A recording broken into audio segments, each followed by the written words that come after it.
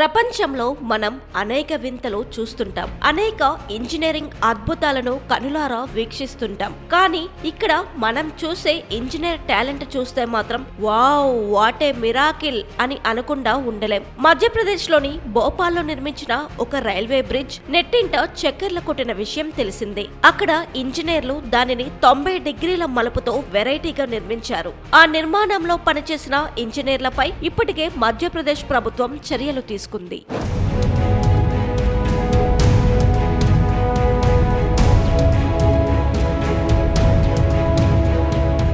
అయితే అదే తరహాలో మరొక రైల్వే ఓవర్ బ్రిడ్జ్ గురించి చర్చిస్తున్నారు.